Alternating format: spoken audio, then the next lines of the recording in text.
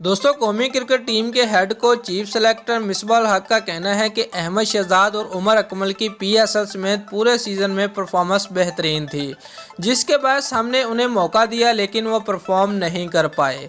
दूसरे मैच में श्रीलंकन टीम के हाथों शिकस्त के बाद प्रेस कॉन्फ्रेंस से खिताब करते हुए चीफ सेलेक्टर और हेड कोच मिसबाह उल हक ने कहा कि T20 सीरीज़ में हम मुकम्मल तौर पर नाकाम हुए हैं। हार कभी भी अच्छी नहीं होती।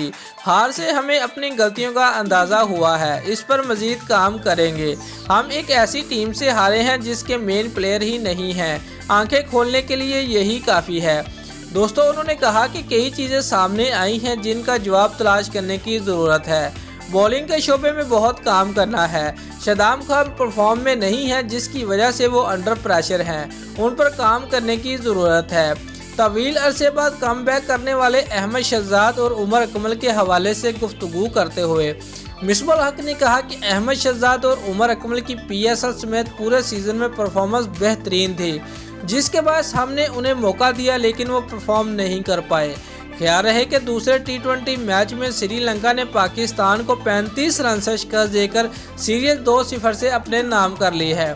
दूसरे मैच में भी उमर अकमल और अहमद शहजाद मुकम्मल तौर पर नाकाम रहे और टीम की कामयाबी में हिस्सा ना मिला सके। अहमद शहजाद ने इस मैच में 13 रन बनाए, जबकि उमर अकमल पहली ही गेंद पर आउट हो गए।